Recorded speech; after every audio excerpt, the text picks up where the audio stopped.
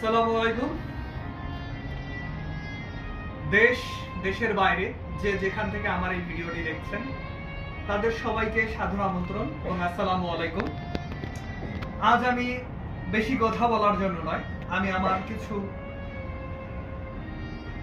সৃষ্টি আপনাদের সামনে উপস্থাপন করব, যেটা আমি 2005 সালে লিখেছিলাম। সেটাই,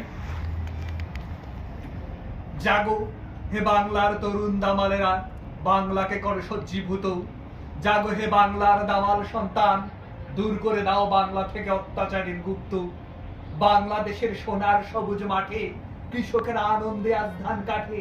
ধান কেটে এসে দেখি অত্যাচারী শাসক, খাজনা নাকি দিতে হবে এটাই তাদের ভেষজ। যাদের জন্য জীবন দিল বাংলার বীর সন্তান, আজকে আবার তারাই দেখো কাছে অবিরাম।